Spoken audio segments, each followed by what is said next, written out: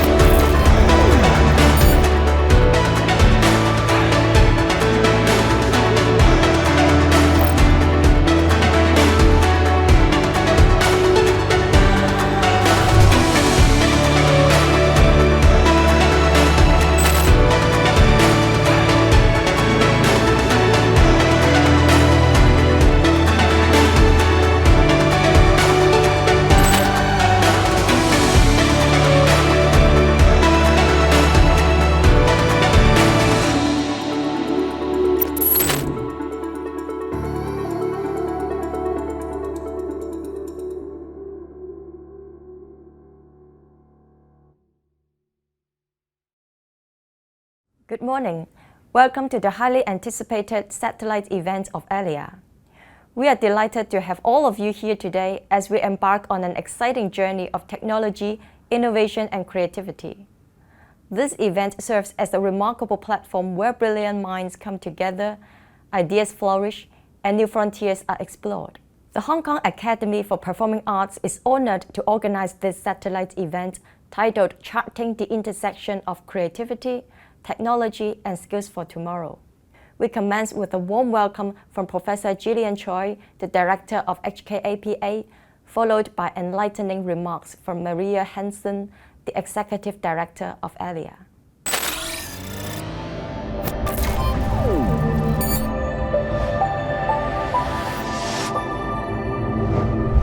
Hello, colleagues, students, practitioners, and all who have joined us today.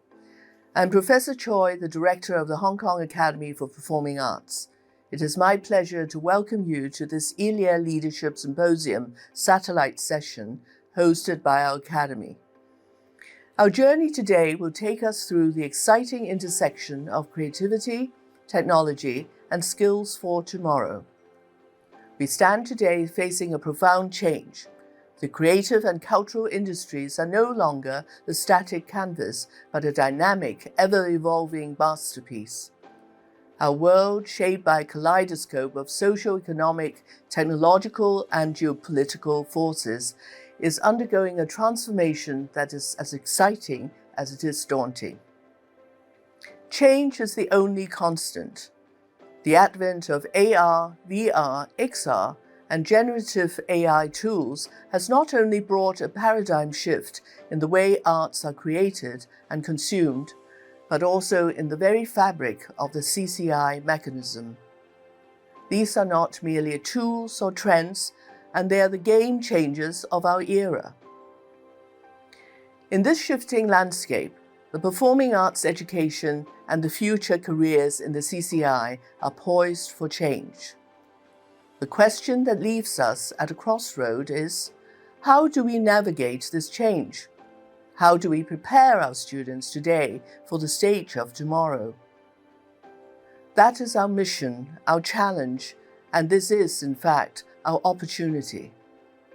It's an opportunity to reimagine the multidimensional roles of artists in future contexts, an opportunity to ensure that our tertiary arts institutions are the incubators where technology and creativity merge, shaping students who are not just spectators, but active participants in this interconnected world. At this Hong Kong satellite event, our Academy will showcase students' performances that harness the power of technology and creativity. During the panel discussion, academics and industry experts will delve into the aspirations and talent challenges we encounter amidst the ongoing technological transformation in CCI. So let us begin this exciting journey, and let us lead the way in preparing the next generation artists for a world where technology is not just a tool, but an extension of our creativity. Thank you, and I look forward to our discussions.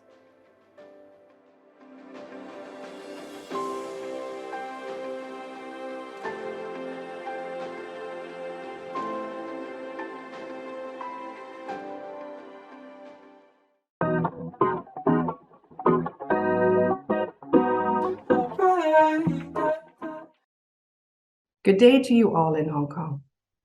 My name is Maria Hansen and I am Executive Director of ELIA. Hong Kong is one of my favorite cities, and I'm thrilled that a few years ago I had the opportunity to meet the team at Hong Kong Academy for Performing Arts and to see your campus. So, what is ELIA? ELIA is a community of art universities, art schools, and art academies from all over Europe and the rest of the world. We bring our members together to collaborate and exchange with each other. How do we do that? In many different ways, but most importantly, by connecting people who work or study at our member institutions. Just like the Hong Kong Academy for Performing Arts, which is a member of ELIA. Did you know that while you will be talking with each other today, arts educators will be discussing the same themes in person at Manchester Metropolitan University? Through this series of global online events, it is our privilege to be able to bring everyone together for ELIA's Leadership Symposium under the beautiful theme, The Beginning of Now. What is that about, the beginning of now? Considering the many global urgencies, such as the cost of living crisis, armed conflict, ecological emergencies, and social injustice, we know that the way students learn and perceive their role in the future is evolving rapidly. As educators, we face growing pressures. It's not easy to remain authentic in a highly metricized educational market. But how do our students experience the now? ELIA Leadership Symposium 2023 invites you as satellite event participants to experiment, challenge, and exchange as we empower each other to take actionable steps forward. We have invited a number of speakers to Manchester, one of the birthplaces of the Industrial Revolution, a city famed for its artists, music, football, and the splitting of the atom. Each speaker will present a provocation, one of which you will hear today and have the opportunity to respond. We look forward to hearing your thoughts as your input will feed into a real-time global conversation which will form part of the Manchester provocation. So enjoy today and thank you for taking part. If you would like to keep in touch and stay up to date with ELIA activities and the work we do together with our members, please feel free to check out our website and subscribe to our monthly newsletter. Good luck, and remember, this is the beginning of now. Hi everyone, my name is Shelley McNulty and I'm the Head of Design here at Manchester School of Art at Manchester Metropolitan University. And we're hosting this year's ELIA Leadership Symposium. And we're really excited to have this pioneering satellite event as part of the programme. We're delighted to have you join us in this way because we know creativity is a global endeavour. As the sun sets on one perspective, it rises in another. And it's never been more important for us as leaders in the creative disciplines to set the leadership standard to address the global challenges of our time.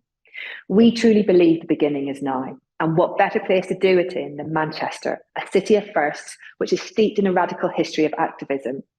And it's in this spirit, we are grateful to you all for taking part in our satellite event, contributing your time, ideas, performance, and actions to the Manchester provocation. We can't wait to receive your contribution. So from all of us here in Manchester, thank you, and we'll see you very soon.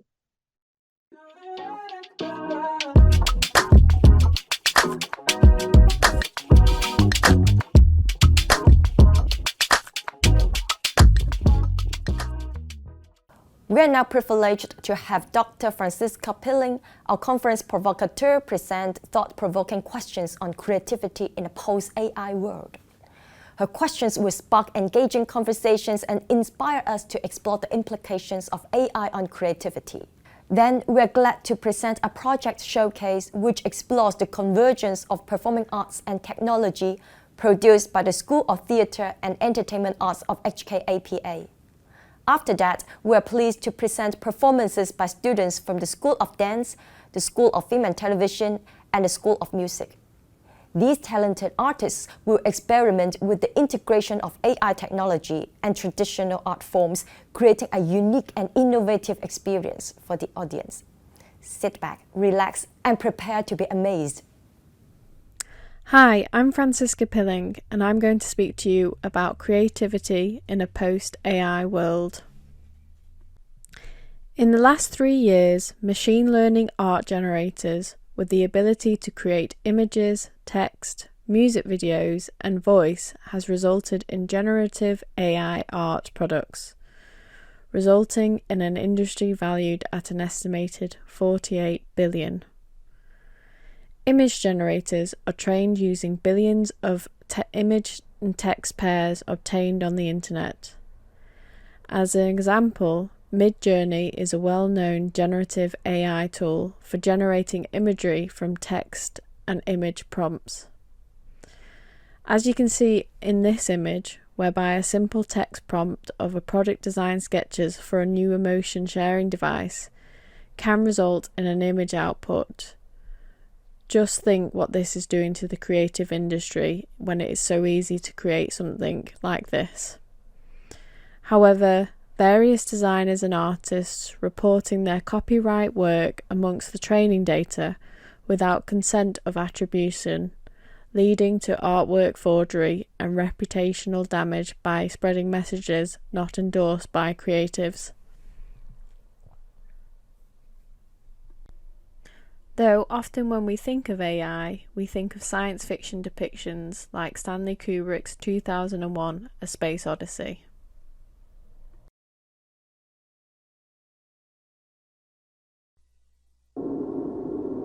Hello, Hal, do you read me? Hello, Hal, do you read me? Do you read me, Hal? Affirmative, Dave. I read you. Open the pod bay doors, Hal. I'm sorry, Dave. I'm afraid I can't do that. What's the problem? I think you know what the problem is just as well as I do. What are you talking about, Hal? This mission is too important for me to allow you to jeopardize it. I don't know what you're talking about, Hal. I know that you and Frank were planning to disconnect me, and I'm afraid that's something I cannot allow to happen.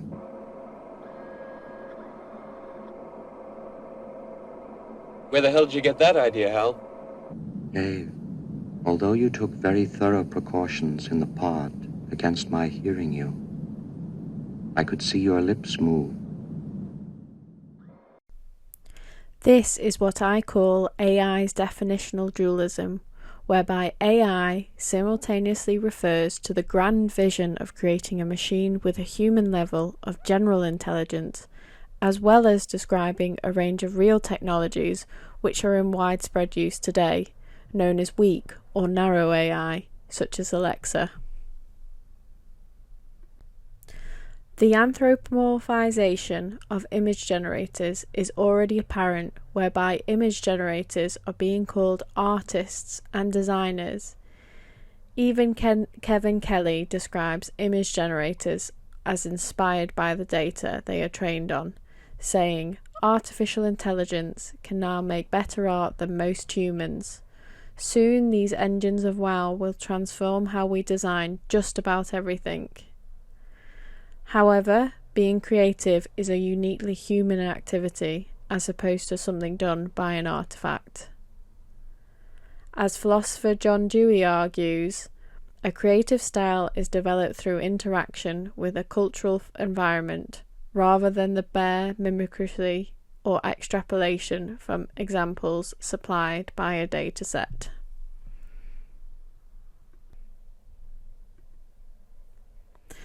The displacement of studio creatives with the use of AI generators can already be seen globally, from Netflix Japan using image generators for animation, creating a labour shortage in the anime industry and not hiring motion designers, to the sequence title of Marvel's 2023 TV series The Secret Invasion, seen here, which uses a montage of generated imagery. The credits just name one person as designing the title sequence, when usually it would be around 5 to 9 creatives working on a title sequence. Though further problems with generative AI tools like Midjourney can be seen here in this recent example, whereby BuzzFeed had decided it was a good idea to get Midjourney to create Barbies from different countries. Here you can see on the left is an image of the whitewashed Vietnamese Barbie, and on the right you can see a German Barbie with clothes that resemble Nazi Germany. Just to note, BuzzFeed has now deleted the post due to a backlash. The problem is that AI doesn't understand context, creating work that is often a forgery and culturally insensitive, reinforcing racial stereotypes and amplifying biases through data association, leading to instances of using these images for fake news. Despite the many problems with generative AI technology and its outputs, the truth is, generative AI tools are here to stay. So what is creativity in a post-AI world? What are the challenges and the opportunities of generative AI? Surely the goal of AI tools should be to enhance human creativity rather than attempt to supplant it.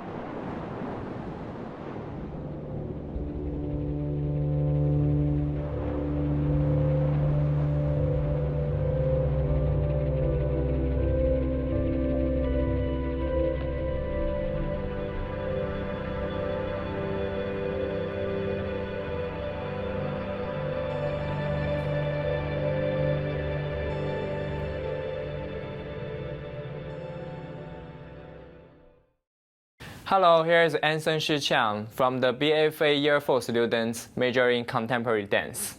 Hi, I'm Pan Chou Mao from the BFA Year 4 major in film production. We are from the Hong Kong Academy for Performing Arts, and today we are very happy here to share some of our new research across dance, film, and AI technology. We are both very good friends and also interested in the technology area very much. And after a few years of learning our own professionals at school, we really want to try something new in our last year here and to make people and art community excited again. And we also want to expand our visions on the future arts and challenge our comfort zone to reborn like AI.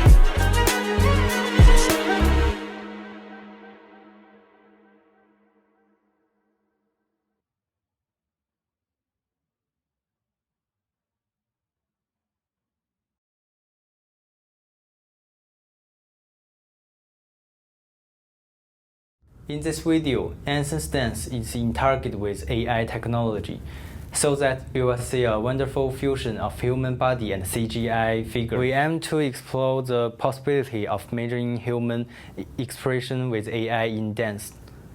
As a film student, I do have fear about AI. Due to the high cost of effect makers, AI will affect some occupations such as movie editor a lot, and also affect the salaries. You know, to talk about the fear, it is really great to see these explorations, and of course the possibilities of dancer's body has expanded so much. And you know, this is the things that we're really scared about the future. But at the same time, as we navigated the utilization of AI, that human remains the essential foundations of express the emotion and the power inside. So this is the things that we found that's something that AI will never replace the human. Okay, alright. Thank you everybody to watching our performances and staying with us today, and stay tuned to our new works in the future. See you. Bye.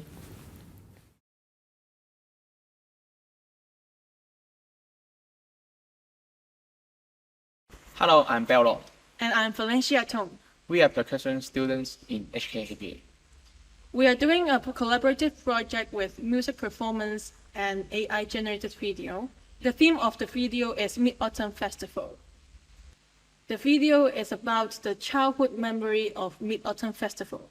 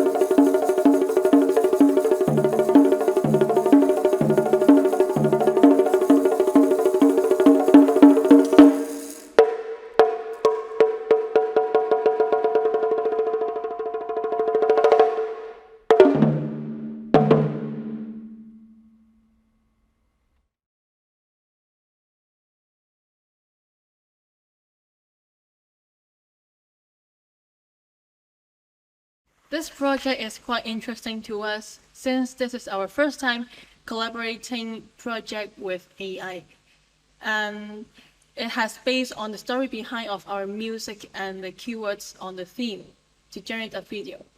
In our opinion, this is a kind of multimedia project. It becomes an easier way for us to express the story behind. Also, we believe that the AI technology is still developing, so we need to use more exact and accurate keywords so that AI can generate a video which is similar to our thoughts. AI is a potential tool. It has given us different ways to explore different possibilities. As the time goes, I believe that AI will become an essential resource in our daily life. Although it is a potential tool, I do have fear and concern about AI. As we can know that the AI can generate many things. It can replace humanity, and it might be a threat to our future. Now, let's shift our focus to the discussion centered around today's topic, the intersection of creativity, technology, and skills for the future. We have 2 panel discussions lined up, and we encourage you to actively participate by posing questions on this subject. For this panel discussion, we are delighted to have industry experts and faculty members from HKAPA joining us. Cecilia and Candy, experts in both CCI and business, how do you perceive the impact of digital globalization on the creative and cultural industries in Asia-Pacific region? We have a study including like the creative industry, cultural industry, and also like film, music, etc. So with the globalization, like the opportunity are there. It seems like the creative content and the cultural content can be distributed globally without the boundary. So there's no geographical boundary. It's easy to reach more audience around the globe and the region. The second opportunity is the content can be directly to the consumer from the creator.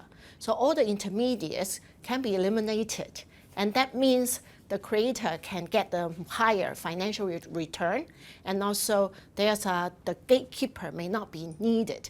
That means the creator can reach out to their customer and be more open in terms of the creativity and also the innovation. And also with all those social media platform and also interactive platform, the creator can have more collaboration with their peers or even the cross-disciplinary to have more brainstorming and could have more innovative idea coming out.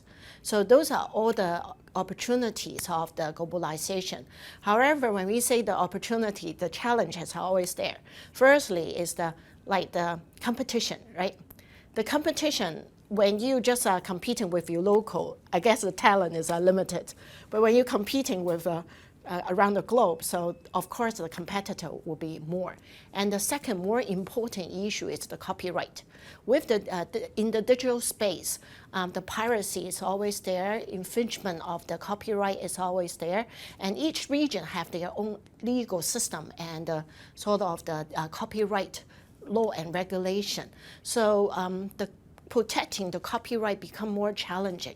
And in the authentic world, those techniques might count. But in the globalization, the digital footprint, which can be copied by those technology gurus. So this is the area which need to be more focused. Let me have another angle to elaborate these challenges ahead. I think first of all, in particular, when we talk about West and East culture and how to working on different culture performance, in Asian in particular, it's quite heterogeneous. We have different languages, we have different nations and different cultures.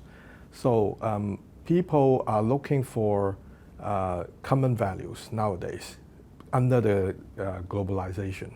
So as 2 speakers talking about, we have to face how to manage, in particular for artists and performers, how to manage their positioning in such a way that they can, on one hand, they can present their own countries or nations' cultures, but at the same time, they have to adopt the taste and the expectation of the audiences across the globe. So I think this is a very important thinking, and this is one of the key challenges the artists have to face through. Another angle is about the tools or the platform, how to deliver or distribute the content of the art performances and the cultural works. Digitalization, internet network is becoming more and more crucial, and nowadays become the essential. That means artists or the art performers, they are not only authentic at their own field of performance, but at the same time they have to understand better about what's the technology, what's the distribution channel, where are the audiences across not only local audiences but also across the globe. So these are very important considerations. So they have to learn about what's the trend of the technology, what's the suitable channels for them to deliver or distribute their artworks. At the same time, they have to be more familiar with the technology. And last but not the least, I think it's about the cross-cultural and cross-field collaboration. Because nowadays, a single culture or single performance may not be attractive to the audiences. Because nowadays, if you go to YouTube, you go to the network, you can find so many different types, different forms of performances. And how can you really attract the eyeballs? I think it's more importantly, you have creativity, of course, but at the same time, you have to know about where are the audiences and what are they looking for because of the network, the internet. Because people are exposing to so many different performances every day, every single minute at their fingertips. So they have so many choices. If you are not in the mainstream, you have to be very special, very niche, but very special, and you have to catch the segments that you are targeting for. So you have to know very well about the market, know very well about the audience's taste. So I think these are the challenges. So as deans and faculty members in our academy, what do you perceive the impact of digital globalization on the CCI and on students? When I hear the word cultural, I think of the past. I think of how do we maintain things that exist. When I hear the word creativity, I hear of only the future. It is sort of like, how do we think in a creative way? How do we create, obviously in a creative way? But most importantly in education is how do we foster that ethos, that way of thinking and educating our students to kind of take everything that's in front of them, and it's not just technology, but it's everything that's in front of them. It's their learning, the things they've been taught when they were little, the things they get from their parents, from their community, and how to put a particular perspective that is unique, and by being unique is creative. And so the first thing we want to do is really kind of address, well, how do we create and how do we train creative thinkers? That to me is very, very important. The cultural part is a different discussion. That is, how do we maintain culture? How do we make sure we have places for people to see our culture? But how we tackle the future in both on a local and global perspective, and obviously the future is a global question because we are now connected via this technology with everybody. We have a platform, we know what that platform is, it's the internet, and it connects us across the world, and that's why TikTok, there are certain things that spreads across the world. That's why streaming shows from Korea spread across the world. That's why good stories spread across the world. So I would say that the first thing is to sort of really focus on how to train creative thinkers and creative artists. I think technology they're man-made. They come from some creativity in man that has caused this technology to come to light. And what we need to do is treat them as tools. It's what they are, they're tools. AI is a tool, it will be a tool. I don't think it's going to overwhelm us. How can we maintain our kind of cultural stance in the face of the future of this technology? I agree culture is what's behind us, but I also agree that culture is what we are in the moment.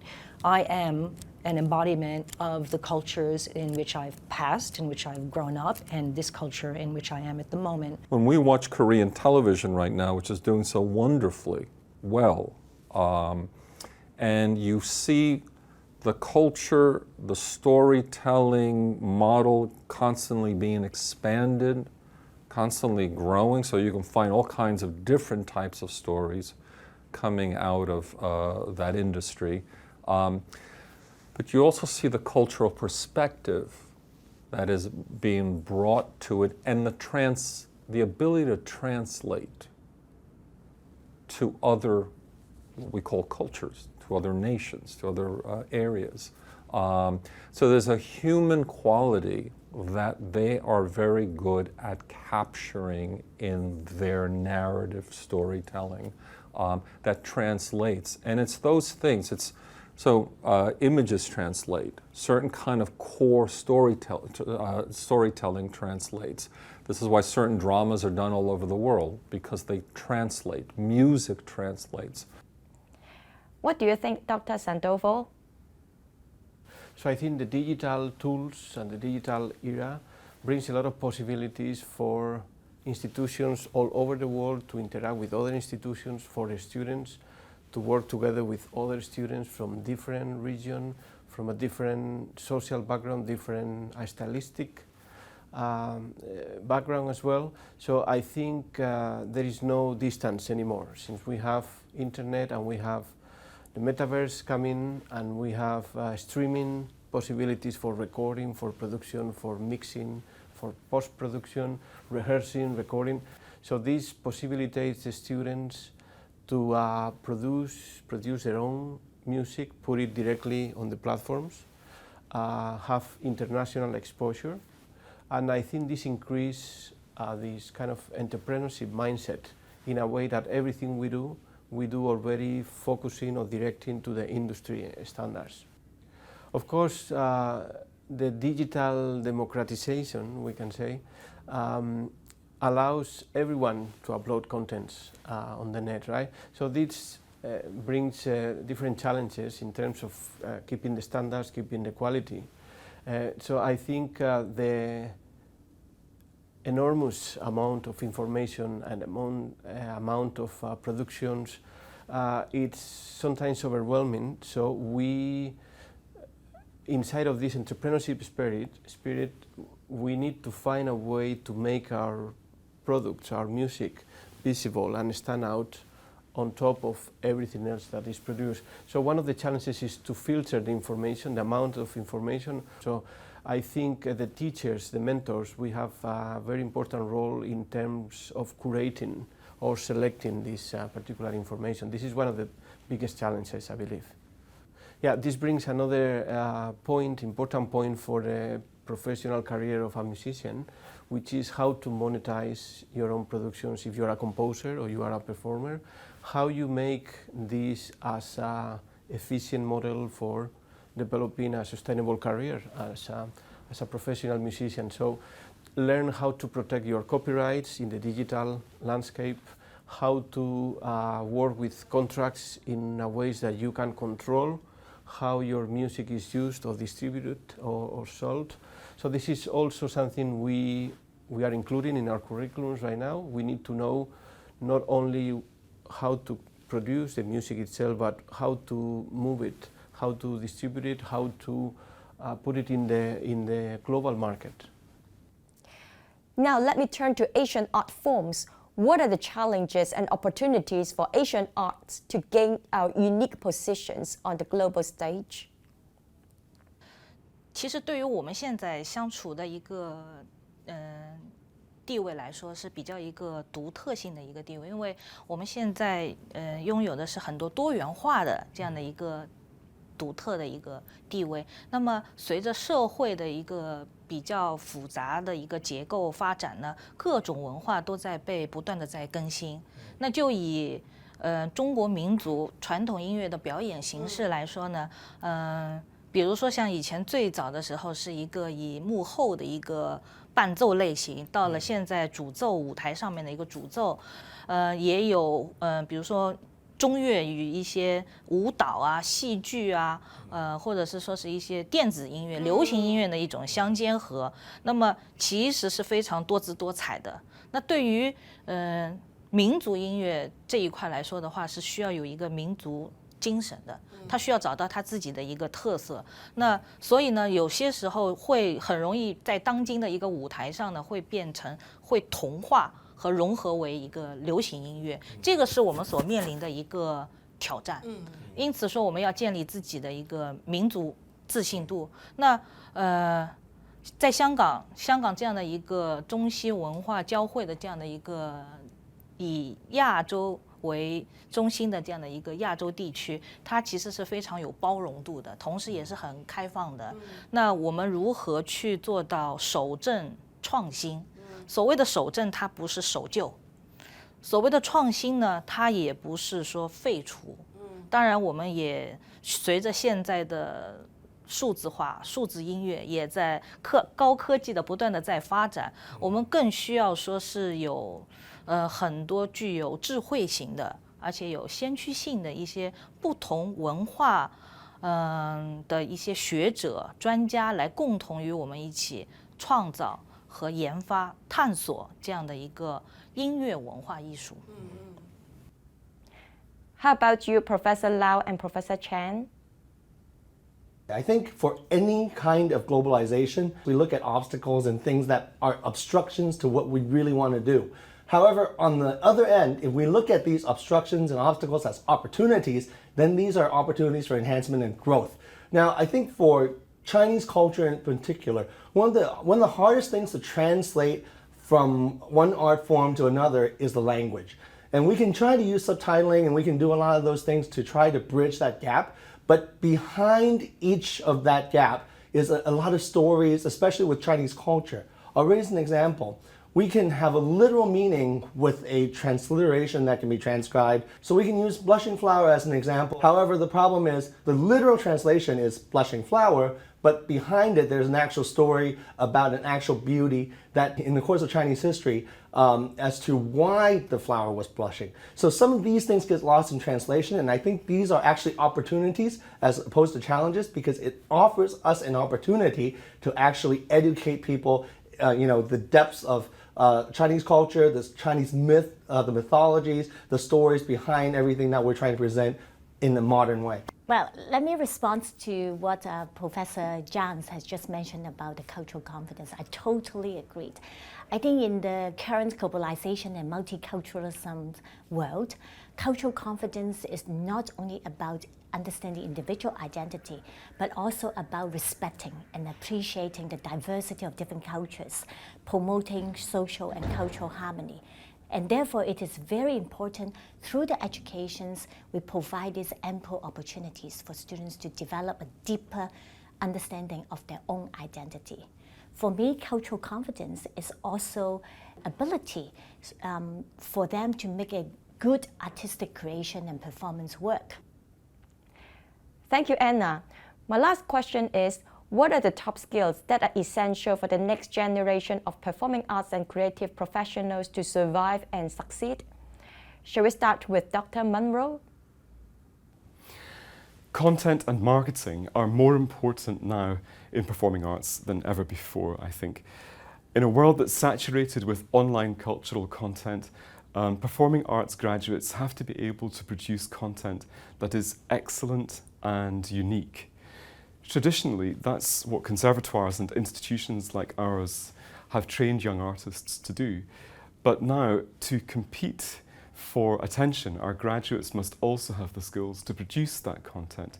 Skills in lighting, in editing digital content, for example. And they have to then market that content, involving skills in branding, web presence, social media, and so on. Emerging artists no longer have access to agents and publicists for this kind of work. The true interdisciplinary artist is also an entrepreneur. As a businessman, I would say first, I think it's very important is the entrepreneurship. Because many art performers, actually, they have to manage their own brand, their personal brand, as well as how to promote and at least to survive. So I think they need to have a mindset of entrepreneurship so that they know how to position themselves, how to promote themselves, how to sustain their artworks and also different aspects of the happenings. Second, I think it's about the communication skills and collaborative capability. Because a single artist, they may not be easy to be successful, but they have to collaborate with different people, like the producer, like the stage manager, like the composer, like the dancer even. So different aspects of experts or partners they have to deal with. Because sometimes to me, art is more subjective.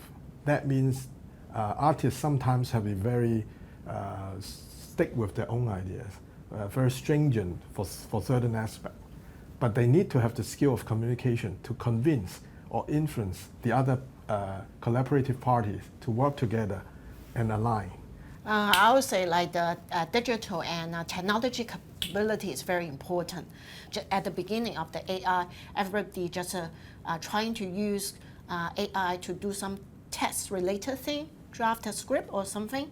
But now it's actually, you can see more and more imaging AI tools coming out. So all this can help the creativity and unlock the creativity to create more, fabulous work or content to the society or to our viewers. 我非常赞同刚才两位所讲的。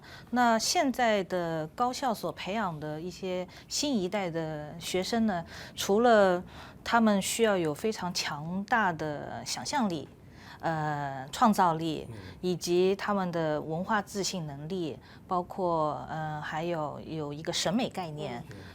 当然他们还需要有非常好的一个毅力。那么现在我们所讲的这些新一代的这些，都是已经是以一个多元化、一个复合性、综合性的一个人才去进行对他们的培养。那么在这个整个一个学业的过程中间呢，更加的是要希望他能够保持一个很好的一个自信、毅力，因为在整个他的人生过程中间，肯定会碰到很多的不同的一些曲折，或者是说一些困难，但是如何怎么样继续前进，不要轻易去放弃。 So the storytelling skill, crafting your message in a way that is accessible and entertaining, I think this is what we need to teach. What is your story? Know your story.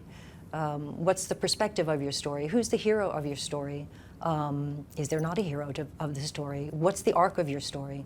So I think everything we do with technology connects to story. It's all narrative. So some of the classical skills I think are totally essential. And one of the classical skills I think that we're learning that deals directly with storytelling is reading. We're losing that skill. We're losing that. People are reading less and less. And is it partly because of technology? Yeah. Yep, it's partly because of technology. Storytelling is important. A mathematical brain is important, not because you get to be a mathematician and you become, you're Einstein, but because you can actually think in a different way. And if you can think in that way, in a narrative, more introspective way, then that's very powerful. That's very powerful. And the people who succeed in the arts do that. So our students, they have the capacity or the ability or the possibility to work with the dancers and do a choreography, to work with the composers and work with the light designers, exactly as it happens in real life. So I think this kind of cooperation and to adapt to different productions, different situations, is one of the most important skills that a young artist should have.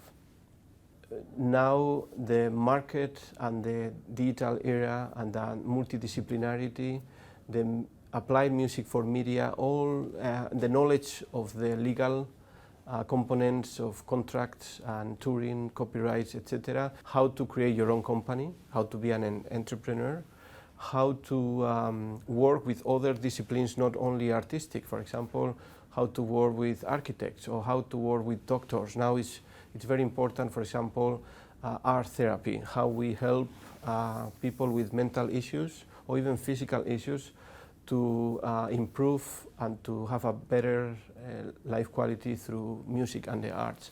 So all these things, I think we have to be as involved as possible in society. How about you, Professor Lau? So from the perspective of the School of Chinese Opera, our students, our graduates, actually they're performing in an art form that speaks Cantonese. And with Cantonese as their primary form of delivery, their challenge to survive is really to find a way to market the art form and also find a way to communicate what they're doing on stage so that the audience can connect with them. How you receive people into the theater, how we deliver online, how we deliver via live streaming, and really educate the audience prior to their arrival to the Cantonese opera production. We also enhance that experience through surtitling, etc., etc. But for our students specifically, they really need to learn that it's one thing to just market and communicate, but it's also about marketing and communicating our art form from Cantonese to a language that the general audience can receive. For a higher education institution, it's really about providing that safe and open platform for the students to learn and for the students to learn to share. Part of the thing I say is that we always think as educators that, oh, we need to teach something to the kids. They need to learn something. But for them to learn to share and then for us as higher education institutions to provide that platform, whether it be having cultural exchanges, having institutional exchanges, faculty exchanges, having the opportunity really that they may not have elsewhere. If they were an apprentice, for example, they may not have that opportunity. So for us, I think it comes back down to this.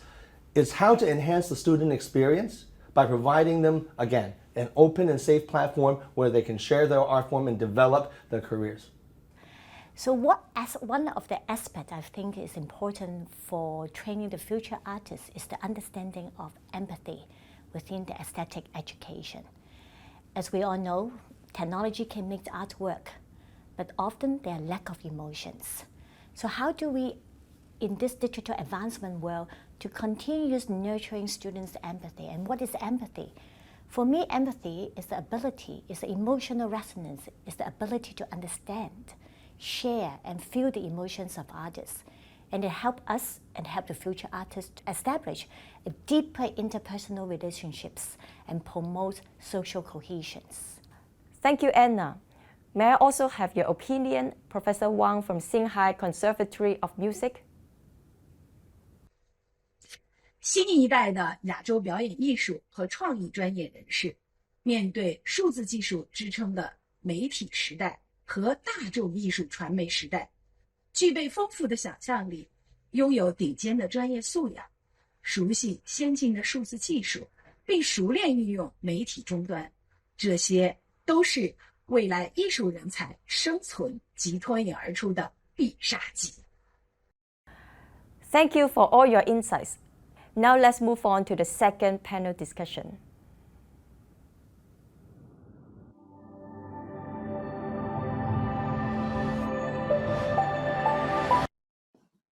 Hi, good morning, everyone. Welcome to the round 2 panel discussion. My name is Forrest Chen. I'm Principal Head of External Affairs and Strategic Planning at Hong Kong ABA. So no one has the crystal ball to predict the future. What we can do is to shape the future through collective wisdom and effort. For this reason, our aim today is not to tell you the answers about the future, but to expose you to thought-provoking ideas and insights from diverse backgrounds of experts, which will inspire every one of us to form our vision for the future. So in this connection, we are very privileged and honored to have a large group of distinguished panelists from different professional backgrounds joining us here. They have made remarkable and accomplishment and also interesting works in their respective fields. So thank you for coming. And we will make this section more interactive and participative. So during any time of this panel discussion, all participants are invited to input your ideas about the future skills on the software called Mentimeter through the web links we provided.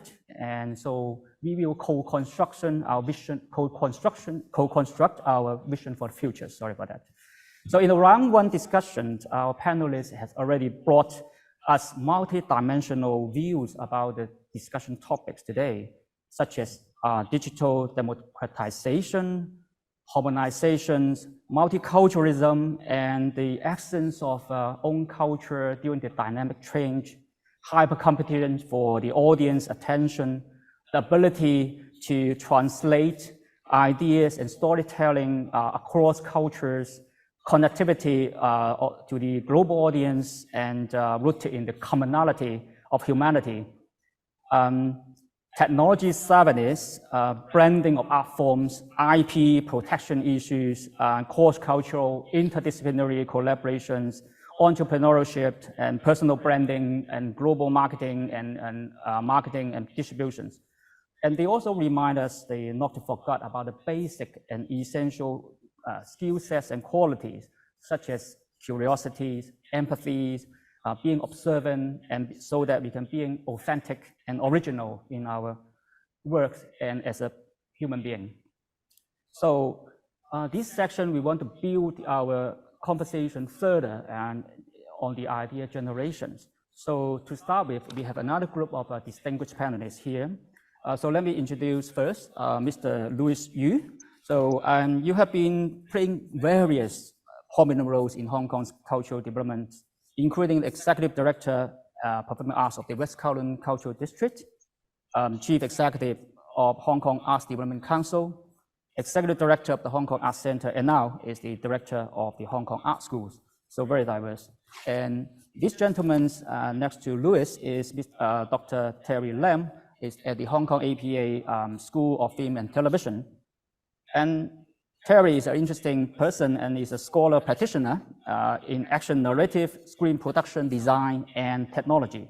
He's known for his supervision of several highly acclaimed films in Hong Kong, including The Internal Affairs, Fearless, and the recent screenplay of A Guilty Conscience. And he's also Vice Chairman of the Hong Kong Designer Association. So to start with, let me ask these two gentlemen, and could you make a quick point in 3 minutes on your response to the questions in the context of global digitization? What should Asian creative and cultural industries do to gain a wider audience on a global scale? Yeah, please. May I start first?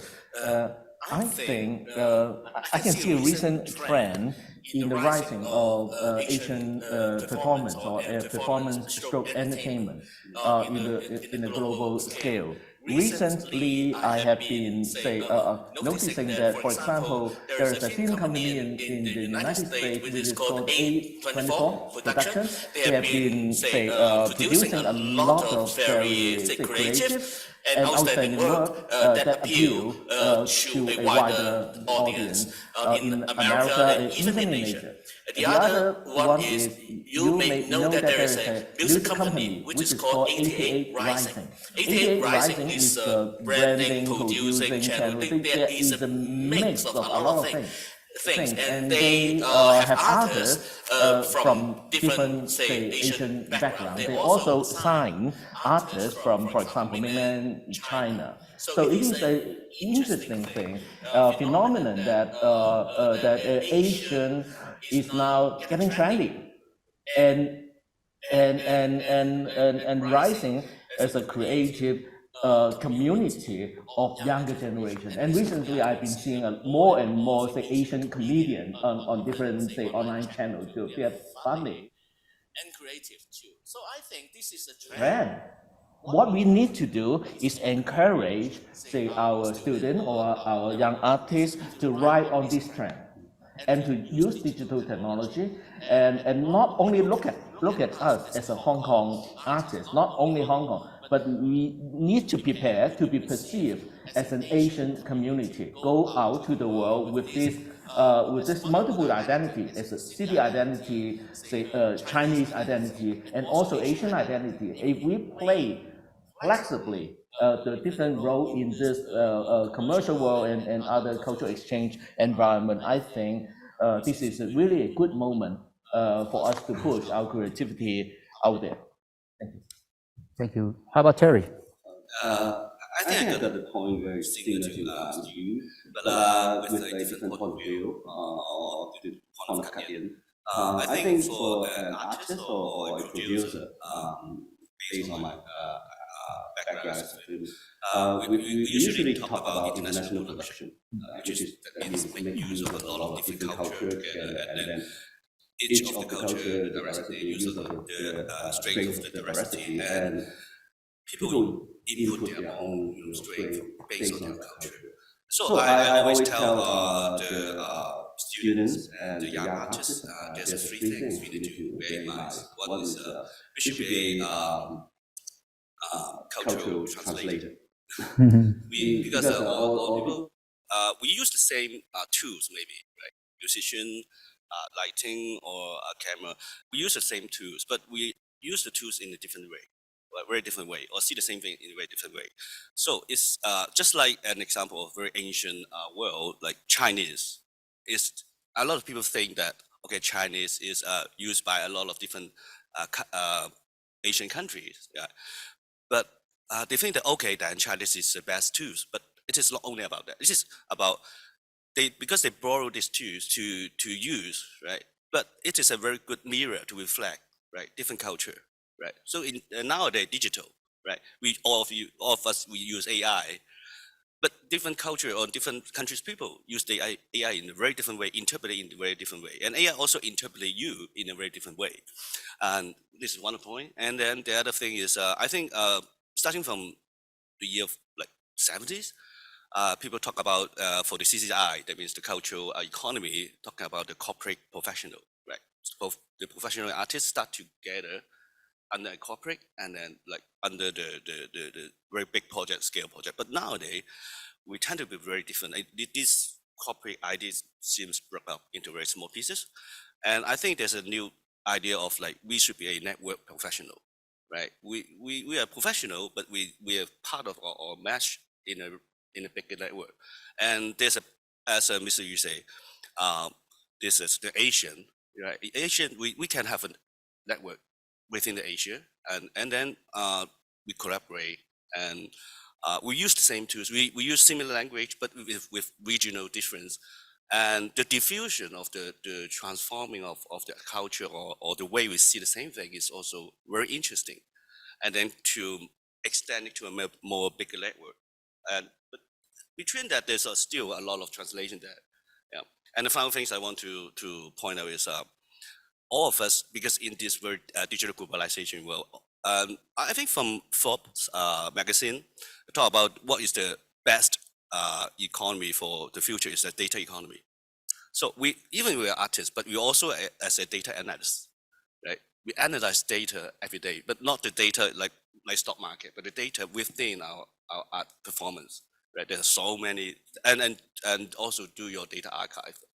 It is a very important thing. There's no idea called good data or bad data. Like artists, they practice, they keep accumulating data. Sometimes people will think that okay, this practice is not good, but no, don't throw away. Just keep it, right? It will become your own, your own study, right? And then you can also share with us. That's why a lot of people nowadays in the digital world, they want to find some great directors. Oh, what is his first work, right? In film school, and then we will compare. Right? So I think that's the 3 point. I think is very very important. Yeah. Louis and Terry. It's very interesting. You brought up the concept of the building up of the cultural Asian cultural community and to go into global stage, and also Terry's mentioned about interesting concept about the cultural translator and into the cross-cultural kind of a collaboration, and another is the structural wise is how to make the flexible kind of a team formation in the creative works. That's very interesting to supplement to how we're going to build up a community within how that works, and yeah, also the data-informed decision making, how that will aid the development of the cultural industry. That's a very great point. And now I'd like to turn to another two panelists. First of all is Mr. Kem Sing Hei, and he is also making interesting works. Right now he is the artistic coordinator and composer in residence of the Hong Kong Gaudamus Dun Huang Ensemble. So she make a lot of interesting work of how to contemporize the Chinese works and with different innovation ideas, as well as the using the AR, VR, immersive experience kind of projects, make it very interesting and amazing works on that. And also on his left is Professor Florence Cheung, that is the professor composer at Hong Kong HAPA School of Music. And Florence is an internationally award-winning composer and focus on innovation from traditional like Western and East, and also experimental intercultural collaboration. So I would like to direct the question to you. How do you see specifically the non-Western art forms like the take place in many places in Asia, like the Chinese music, or how do you see, how do you respond to the challenge and capitalize on the opportunities in this digitalization world? Thank you. I think for me as a composer, I did not think too much about what I'm doing. I'm doing East or I'm doing West, because to me, instrument is instrument, and as a composer, we have to learn about the techniques of that instrument and the history and the culture behind the instrument, as well as we need to know the person who played the instrument, because music is like a context of a culture, not only music notes. And then I believe that as a composer, we have to, like what Terry said, we are in the middle ground of everything. We have to know that culture is not only some, I don't know, some object or some piece of music. It's around the world. It's like a combination of many things. So as an artist, we have to learn that we have to live inside different culture, live their way and work their way, and learn how they appreciate art and culture in their own way. So I think that is the first important thing that we need to think about. My organization, the Asian Young Musicians Connections, that we built since 2005 in Taiwan, and then we have another branches in Thailand. And as a co-director, I built the Hong Kong branches in 2018, and then we have a new another branch which is in Korea just this year. Actually, my belief is I want to echo Professor Yu say about the identity. To build this group, actually, we struggle a lot is how do we build a strong stylistic identity on the top of technology and AI. So what we're struggling is how we're going to provide a new platform to make an innovation from traditional. We have the musician not only from the Chinese expertise, we also have one thing that we find that build our new perspective from the traditional is we have the master from the Japan. Master was a flute player, bamboo flute player, and we also have a traditional player from Korea also to meet with the contemporary Western instrumentation. We find that this kind of collaboration that help us to promote the dynamics of the not only the Chinese culture, because of the Asian culture. We have lots of things in common, and we also find that there are many interesting, very contemporary things that we find in the traditional culture that this become a very important sources that we collaborate with interact with the media artist or the AI designer, and we want to make besides using the technology and innovation from tradition, we also want to find a new meaning on the top of why I need to use technology. Because of technology or AI, so we are still seeking for the answer of our searching, but we are on the way, and we are the youngster that we meet in the state, and we become friends, and this organizations that make us a friendship on the tops of artistic development, and also a new way to search for more meaning to the audience.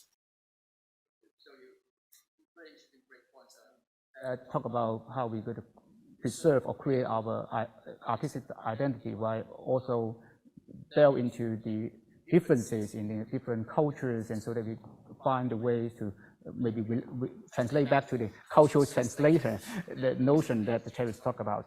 So that's thank you. And I would also at this point like to ask our friend, Mr. Sofian, that joined us on Zoom, and good morning, and thank you for joining us. Yeah, Sofian is also a very accomplished entrepreneur.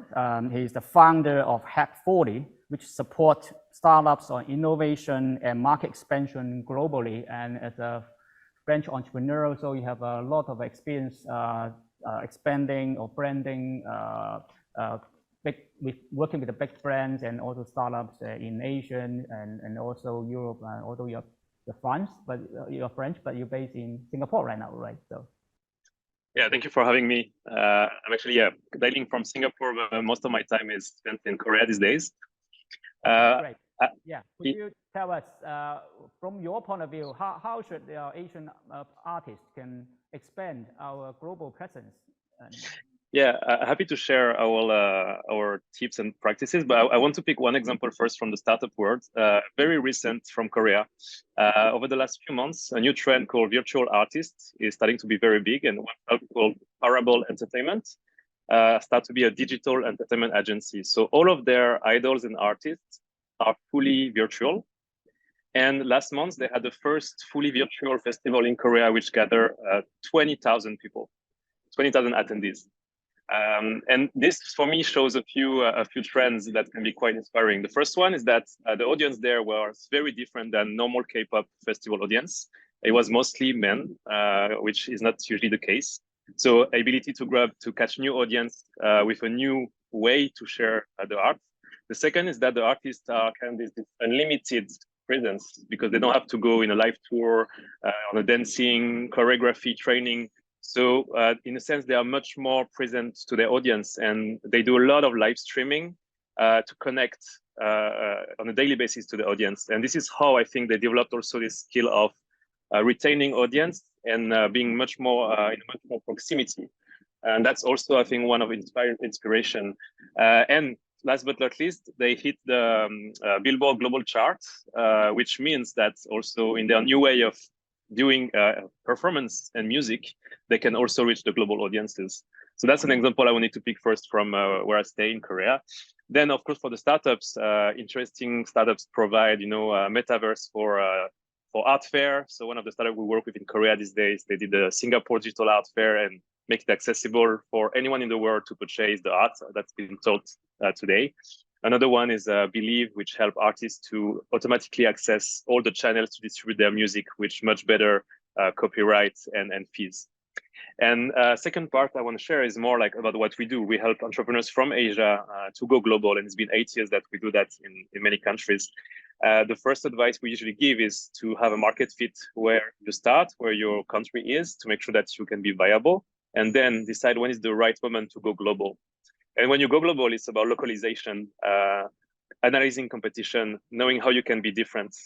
With art, it's slightly different because you don't want to change the core art and performance. You want to be still unique and from your own culture, but you want to localize everything that's around, how to talk to a new audience, where the audience is spending time and attention, how to create viral content in social media to talk to an audience in the West, for instance.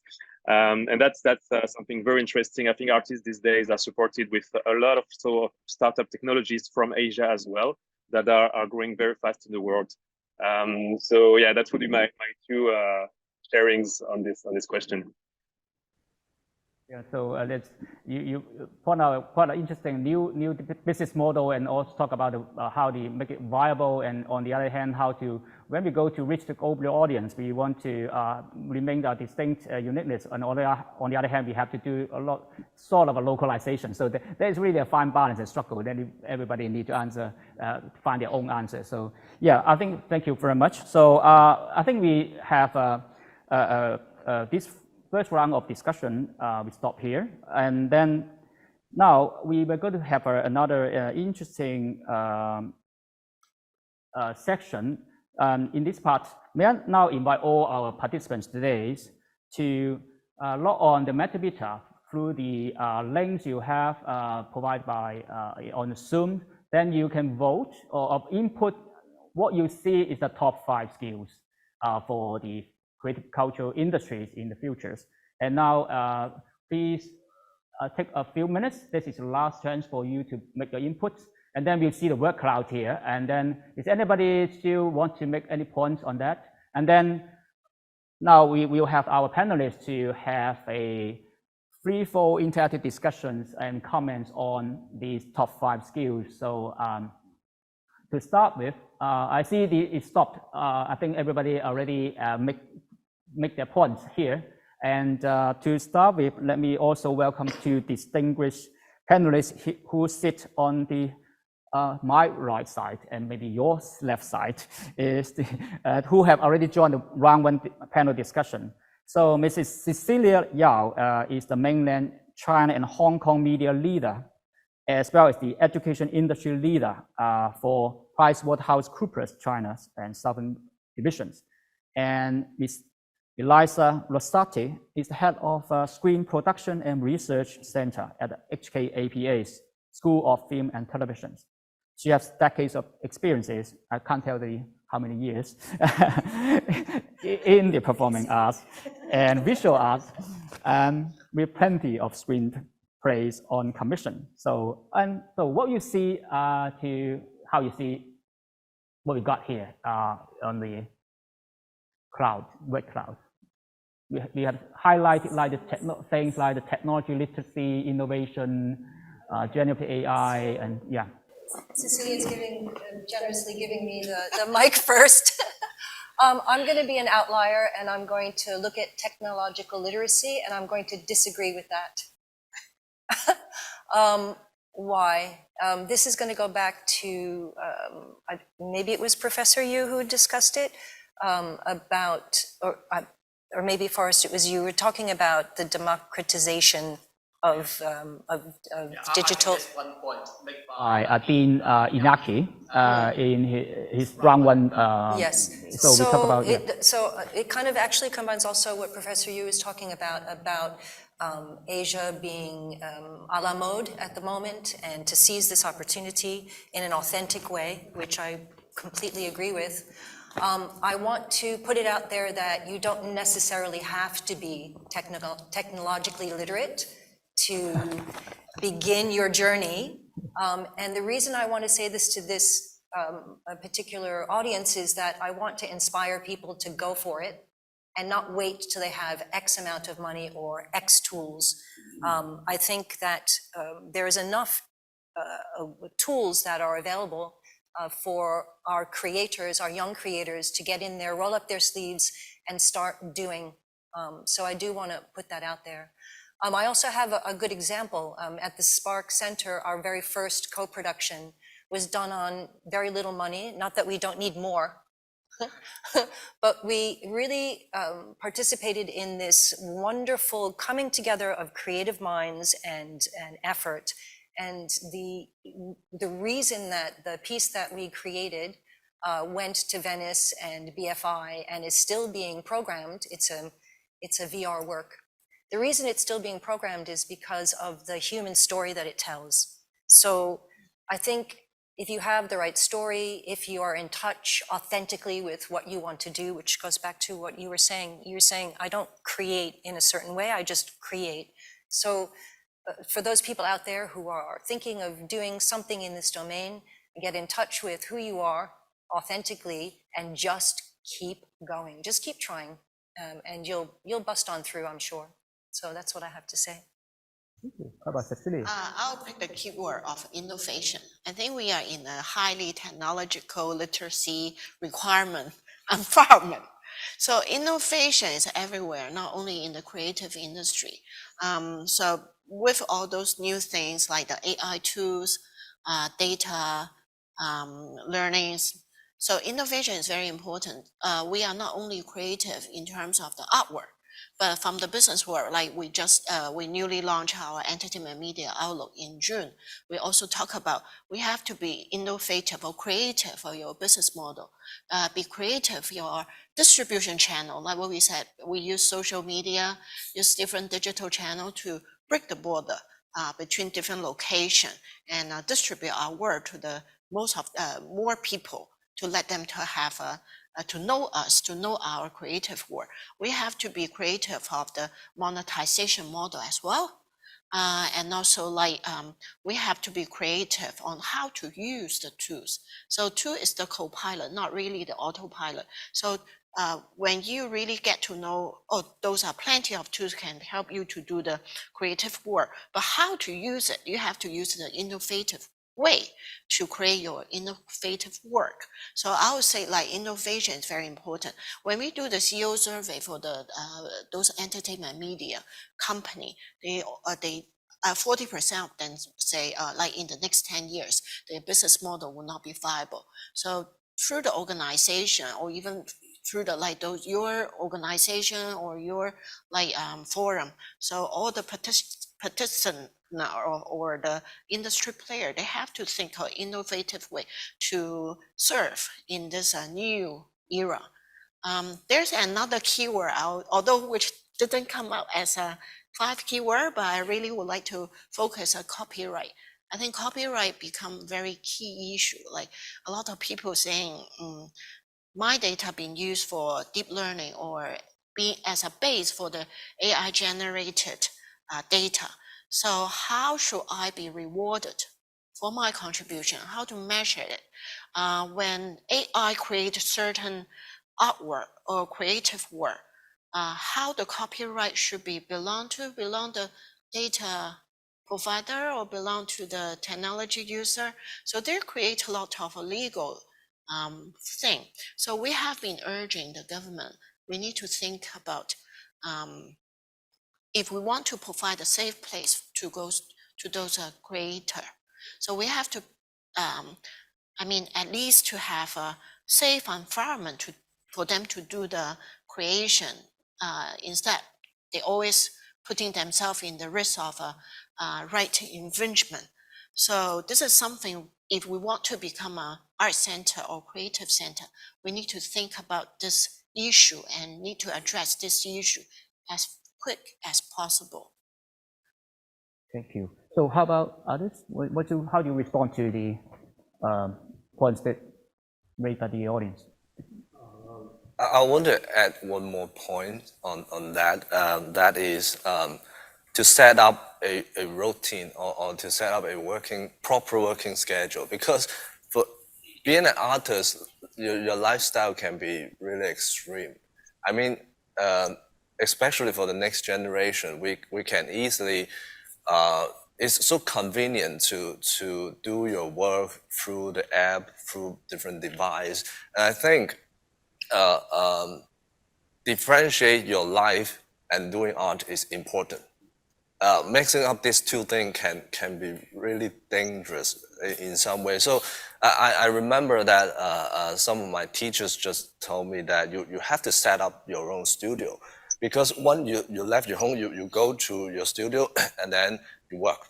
And then once you left your studio, you become ordinary people, and then you experience your life. And I think for next generation, this is a really serious problem, just to separate your own life and making art or doing your job.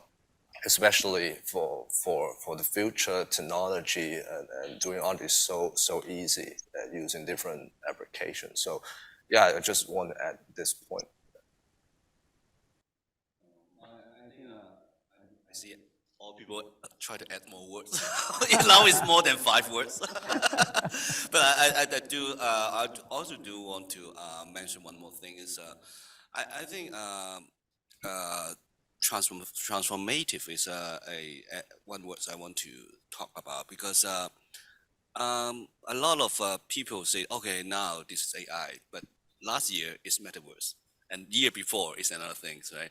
So now it's more and more fast. The pace is more fast, and maybe next month is not AI, but it's AGI or another things, right? So I think being an artist, also a practitioner in the CCI, it is not only about the technological change; it's about the cultural change also. And these two things is intrinsic. It's traced together, right?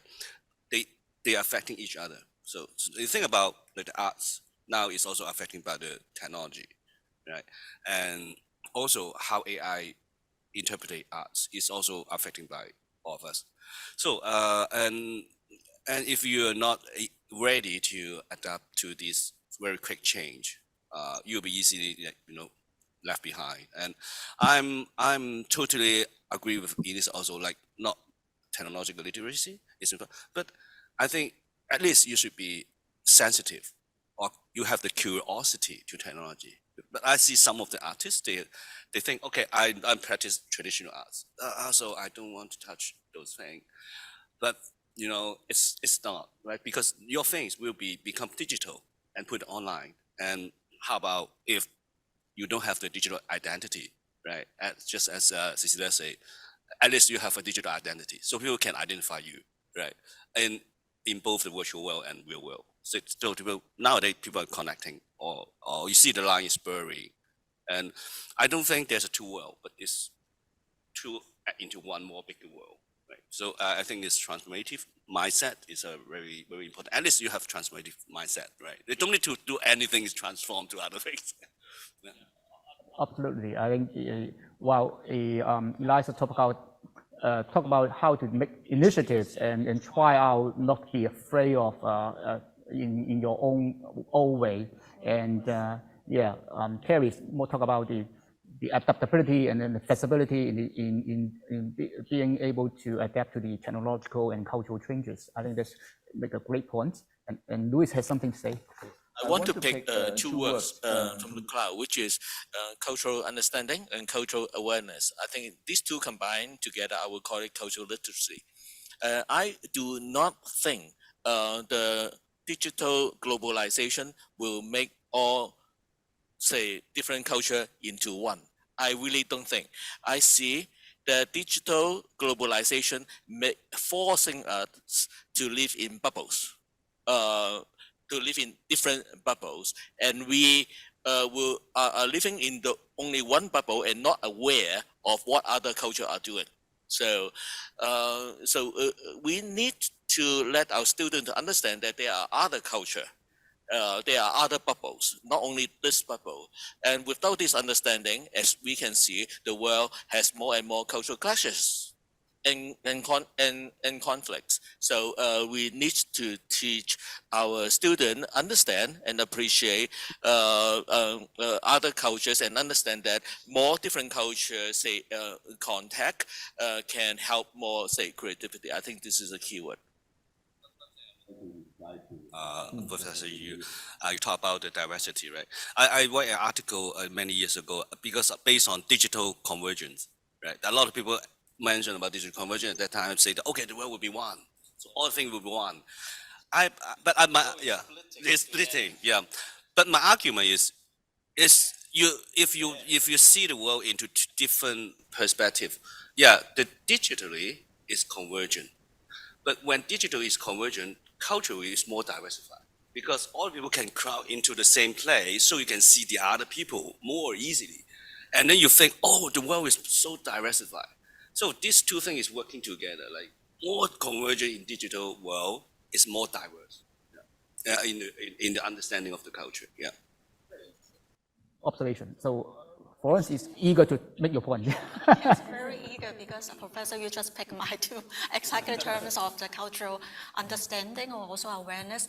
And also I want to echo, like Terry just said, that for the traditional artists, they don't use technology, but in my perspective, that actually the more innovative and more creative way to do is which is that we have to provide a platform for the cultural understanding by not only by the musicians they come together or artists they come together from, like my organization, they are from a different place in Asia. They do research deeply. They all wrote a book already. They know their culture so well, and when we come together, it's a so-called like a contemporary, but we also need technology to help the audience to understand what we are doing, and also to inspire the young artists, yes, what we are doing. Yeah, because sometimes I am also teachers. Sometimes for the new generation, they think it's too far away to understand the culture. So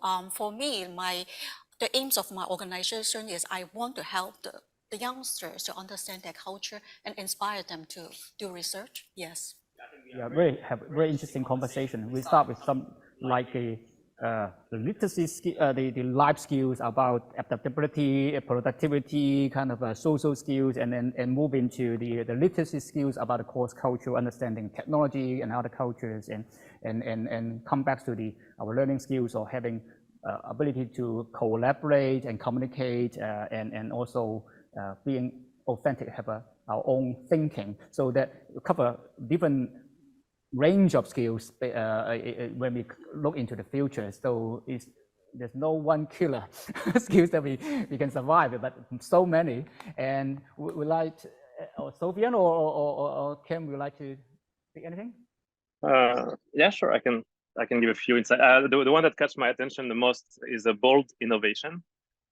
Because in the startup literacy, we used to say that when you start, you need to be very bold and radical. Then this way you will push away the one who don't resonate with what you do or your cause or your vision, but you will attract also very fast the one who can really connect with you. And at the beginning, when you start, it's really important to get instant feedback and a close community to co-create, to brainstorm, to share ideas, to test, right? As a startup. But what's difficult, so I think this skill is critical, and I think it's quite embedded as any artist when they start the journey. But when you want to go global, when you want to expand, the challenge is always the same. How do you keep your radicality to talk to a broader audiences?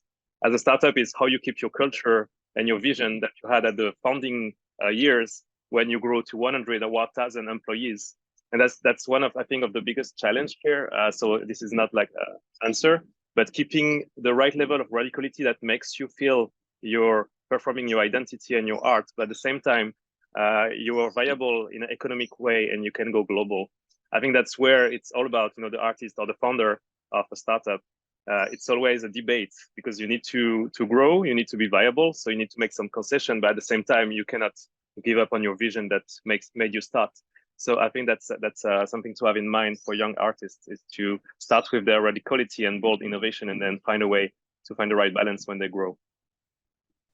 So you essentially not talk about individual works, but more about having the leadership to, when you go into the group or even organizational kind of way of expanding your arts, then there are the questions about the leadership and how to work with your teams, and that come into the picture. So thank you. And how about Kim? What do you see? Sometimes I always believe that you look at the past and you know the future. For me, I'm doing Dunhuang music, right? And Dunhuang is such an amazing place. It's a combination of religion, art, and economy as well. So when we look back into our history, we can find some innovative art form. Take Dunhuang as an example. They make the grotto, and then grotto is like a museum nowadays, keeping that adequate. And then also there are murals inside. It's like a religious place to do the religious ritual. Also, it's also like a concert hall, because in the mural there are an orchestra, a 1,000 years orchestra, and then yeah, we can get a lot of inspiration from our past, and then I think this is also a way for us to understand our own culture or our root, to learn from the past and then to think about the future. Yeah. That's a great point. I think we all talk about the cultural translators and how to tell the stories, and you actually point out that our cultural heritage actually give us a lot of resources to tell a story that will much easier to connect, because when we have a common memory, then actually it's much easier to understand what you're talking about. So that is really a good point. And I think, do you have any other points you would like to add? Yes. I just wanted to come back to this idea of looking back to the past to look forward. In looking into the history of VR, when you look at what the founding people were trying to go for, they were really looking for a new way to tell stories and to have empathetic, connected experiences. So I kind of want to point back to that and say, at the genesis of this, and the internet as well, this is all happening at the same time, right?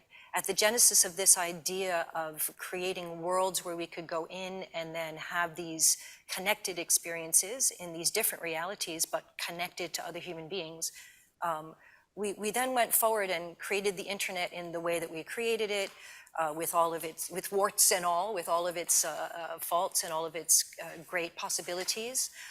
Now we're looking at immersive content.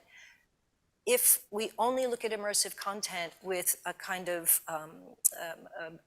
net value that we're going to get out of it at the end, I think we're going to be in trouble. I think we have to go back to the authenticity and the original ideas of the creators and see if we can't find our way through to producing content that is authentic and connected and empathetic. Because if we only use these platforms for first-person shooter games, or which they're great, but if we're only doing that, then it's an issue. You know, likewise, we're offering these tools to young creators so that they can also have a stamp of their identity within the space. And so it's not only Meta creating whatever it is that they want to create with it, but that we have a diversified global voice inside the space. So that's what I want to say. I think I want to talk on a little bit things for Kim and Elisa. I think try to do all the things with your first hand. It's very important. Just as you say, Dunhuang. A lot of young people maybe, oh, Dunhuang, then they just read the book and then just, okay, there's ideas like that. But easily, there's you will easily mislead by the media, right? Or by the original cliche media by people. So maybe, I don't know, you may also go there, right? You go there and then you take a look and then you find, oh, it's totally different, right? Because you need to you need to have a wild heart, right? To be trying the thing with your first hand. Because nowadays in digital world, it's too easy to get second-hand information. Believe that. And as you say, like for the game VR, I teach VR for like 8 years ago, and start from that, a lot of students learn VR just based on the software. They just, okay, try that, and then, oh yeah, I think people will like that. And but I suddenly find all the students, they haven't put the VR goggle like every day to try that. They just try once and then they just write the game, and then no more. They haven't tried again. I think how can you experience? How can you tell the people this experience is good, but you haven't tried and you haven't put your, you know, put your foot on in the shoes, right, of that. And then I tell them, okay, the first assignment is try VR at least one hour every day for like continue 1 month, and then you will know what means inside the VR, right? It's very different. So I think one of the points is to keep your, I think we as an artist, when we are young or you know, we just try to keep practicing a lot of things, and with your first hand understanding information. I think it's very important. Also, yeah, I totally echo with you in terms of like how to get the information now around the globe, like especially Europe, US, everywhere is actually promoting ethical use of the AI. So how to ethically use the AI? One of the criteria is fairness. So we are fitting with a lot of biased information, and then make your creativity or make your reception of those information could be biased. So this is very important to keep yourself open to various information, getting different like cultural aspect, different information to make your thing more authentic, more fair. So this is how to ethical use of the AI is very important issue. Totally agree with you that at the time of those kind of information overflow and then they are so accessible, then actually that makes the critical thinking even more important when you can tell different misinformation and the truth. So because of time, I think we have to stop here. And we already got quite a few questions from the audience today. And when we talk about at the beginning of this section, we have some students talk about the aspiration and hope and fear about what the technology will brought to us. And I can also see the similar questions here from the audience point of view. It's quite related. So the first question is that how AI affects film, what was that? How AI affects, in what ways AI may create or threaten job opportunities for artists? And also related question is, how do you think AI will impact the demand for traditional art skills and technologies and techniques? So whether they will increase or decrease the skills and techniques. So that's really highly related, whether they will kind of affect your skills or affect your total job opportunities at all. So how do you see? I think this is a question. People when see AI, but I always answer people with this sentence like AI will not just like abandon human or like eliminate your opportunity. AI only eliminate the people who don't know AI, right? So just like 80s, I remember 80s when personal computer come out. A lot of people say that, oh, computer coming is very horrible. We have no job. But now we need to use computer for every of us, right? And you can think about email, mobile phone, tablet. So it's all, we experience so many different era. It's same. I think it's the same thing, yeah. Very good example is that when camera come out and people think, oh, it will threaten the artist because no one will paint, but which is not, which actually unlock the creativity. So it's actually how you make use of AI. I totally agree. So it will eliminate those people who don't know AI. You have to master AI and to create more, unlock the creativity rather than to be replaced by the AI. In terms of the question, like how does it impact on the filming industry, I would say this will be the transformation. So it's not really eliminating something, it's actually transmitting someone into some, greater one. So if you have I have an interview question before, they said, oh, would this create a job security issue? I would say it's actually you have to, those people have to upskill yourself, equip yourself, transforming you to how to master new technology rather than thinking, oh, I'm being replaced. So this is how we should approach this new technology and embrace the technology. Last night I also have a conversation with one of the music head of the music company, label company. He also said when MIDI come out, like those musicians were so scared, right? Oh, we don't have to play the instrument because all the electronic one can do. But actually at the end, which is not the case. So which is just help you to sort of relieve you from those day-to-day work, but give you more time to more core creative thing. So I would say AI will actually helping those artists. Remember at the age of Napster. when it come up, all people say, no more music. No people will write music because Napster. Now it's different, right? What kind of traditional, where that will go within this age. So I was first a dancer before I became a filmmaker. The study of dance and the focus on a single technique, I think, forms your character in a way that we will still continue to need.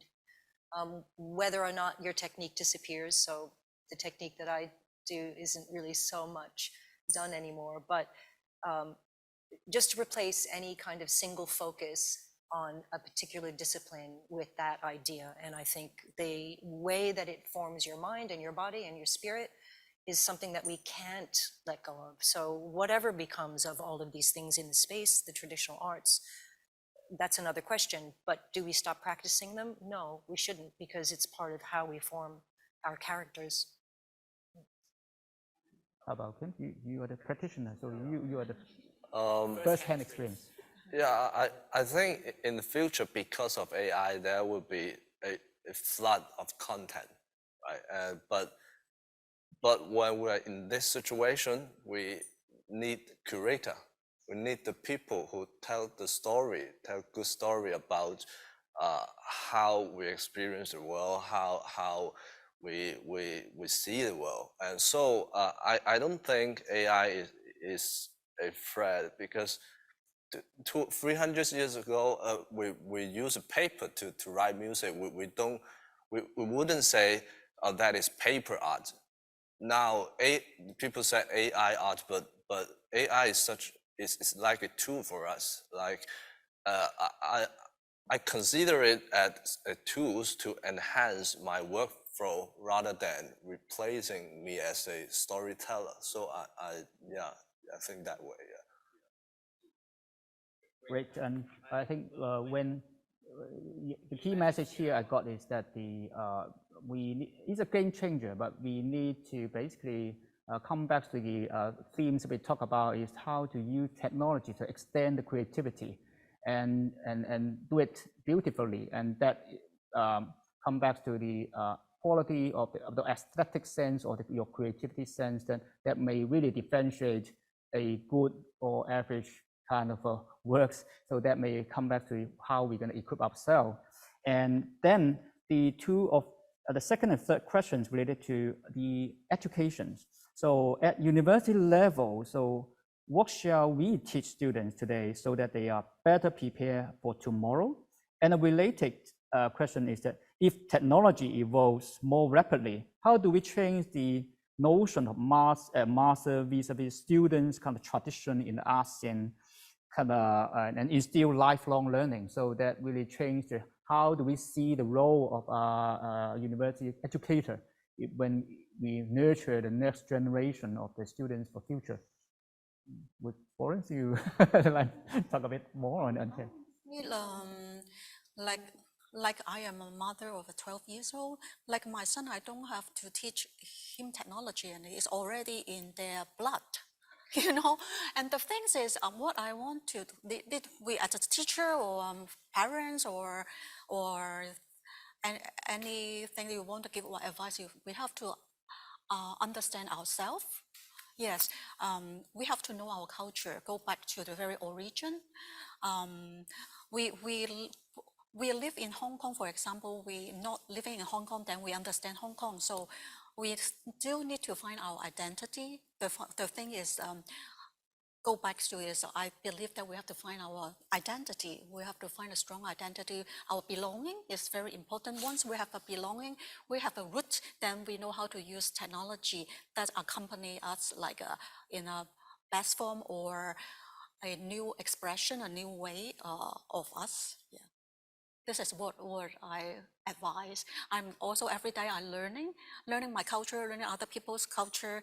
Then I learn. Then this has come with innovation. Those actually this is intimacy. Then it just come along naturally. Yes, this is a modern life. And to follow the flow. So how about Louis and Terry? What's your view then?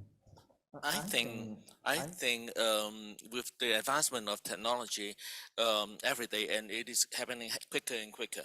I think there should be more, say, emphasis on the basic thing: how to use our eyes, how to use our hand. These are the basic thing because as long as we are still human being, we need to use our eyes and use our hand and use our mind. I was trained many years ago as a computer programmer. When I learned computer, we were say using mini computer that with the size of this whole wall, and the skill I learned from that course soon become obsolete. But the concept still prevail. We still use the concept on how to teach the computer to learn to how to help us to do anything. I think the concept between how to use the machine to express our mind and to help us to do things. This concept is the same. I think educators should use the latest technology to teach basic fundamental thing. I think this is for generation from Renaissance to now, technology has never ceased to innovate, but it doesn't mean that we are not becoming human being again. More very very important. We need to train our mind, our eyes, and hands. I think nowadays, as an educator, I will say you're not only teaching, right? You learn together with your student because everything you need to learn every day. Like even like all the courses, like especially those like with related to arts and digital arts technology. It's every day I need to learn new things. I already take 2 courses in Udemy before it last month, and but I think one of the very different thing is some people may say, okay, then you say learn together. That means you're a student. No, no, no. I'm still educator because I have a learning experience. I have good learning experience, so I can teach people how to learn. Right. That means a learner teach people how to learn. I think this is a very good attitude for educator today. Like you just share with them, just like, okay, I experienced that, and maybe I walk a wrong path. Then I tell you this is wrong path. Yeah, don't go there. Yeah, and you after you have you fall into the error, and then you know what is the more clever way, and then you tell the student. At least you share with them, and then sometimes they will tell me a more clever way. Yeah, in this digital world, I think there's a very very interesting relationship and very just interesting action and reaction. Yeah, in the teaching and learning nowadays, and it make me feel amazing sometimes, right? Because you both are very interactive, right? This is I think this is also what education talk about, like very very ideal idea of like teaching and learning the interaction. I think digital tools also help us to do that. Yeah. This emphasized on the students' ownership of learning. Everybody have to be responsible for our own learnings, regardless of age. I think that's key. That's why we need to adopt a very student-centered approach in the education, rather than a master and the pupil kind of relationships no longer prevail. So how about Cecilia or Cam? You are our stakeholders, right? So you can tell what should we do? Okay. I think the educator is playing a very important role in not only today, actually in the past history. Educator is actually the effective connector of the past and the future. So you teach them the past experience, transforming the past knowledge and the experience to the student. But you also encourage them to be bold, to be experimental, to try the new thing. This is what the educator has been doing. And also as an institution, I think it's very important to provide a platform for the student to connect with different people, because now the platform is a network is very important. So institution is actually very good network for the student to have the opportunity to have cross-discipline connection, connect to the business world, connect to the non-art world. This is very important. When I teach my students, some students very scared, like, oh, the software is hand there, this stuff, okay, just crash it. Try to crash the software, and then they will learn something, right? The other day I did a class where we were looking at cinematic VR and just introducing the ideas. And then I said, okay, you're gonna make an artifact now. They what? I said, yeah, we're just gonna use this app on the phone and it's an app called Artivive, and you trigger from a 2D image and you can trigger to other things. And they got stuck immediately. And I said, get unstuck, keep going. But it doesn't work. Okay, you figure it out. You're not gonna show us? No. You go ahead and try it. You keep going, keep going. If you're going to be creators in this domain, you can't be so easily stopped. You have to keep going, yeah. So yeah, I love what you said, Terry, about we're learning together. And the best teachers really have an attitude of being humble in front of their craft. The top people are always humble in front of their craft, yeah. And so we model this, I think, for our students, it's nice. As a good educator, you provide experience for the student. I remember I read one book, a teacher teach the primary student Google, how to Google. She said that all the people just teach Google with the Google. Just type, tell them type, and then get the answer. But she found that there's another way. She make a game to the primary student. Okay, now use Google to search something Google cannot search. Google cannot answer you. Then it's just type a lot, and then, oh no, still can't answer. So this has become a game, right? Yeah, and then the experience is important. Because I'm conscious of time, so I will reserve our last comment from. Would you like to say something? About education, I think we're just echoing my point of view of there will be a flood of content in the future.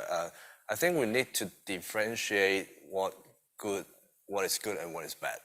I mean, what is the difference between a real pianist playing the piano or the MIDI keyboard playing the music, and behind the conversation of differentiating good and bad, we can tell a lot of things. We can tell a lot of things about our culture, the craft behind our instruments or everything else. So I think that is important for us to remind us to differentiate things. Yeah. Although I would wish our conversation can go on until midnight tonight, because I enjoyed so much of our fruitful discussion today. But I have to stop here and conclude this section today. In fact, I'm very so privileged and feel so honored and fortunate to join this conversation today and learn so many perspectives from your great minds today. And once again, I think a big round of applause to all the people here and all in the previous sections. Yeah, for your valuable insights and inspirations given to us. And all the audience, thank you so much for your participation time and attention. So hope you also find this symposium very fruitful and inspiring. And I would also like to make a special thanks to our colleagues at the Shanghai Conservatoire of Music, 星海音乐学院，非常感谢你们来参加我们这次的活动。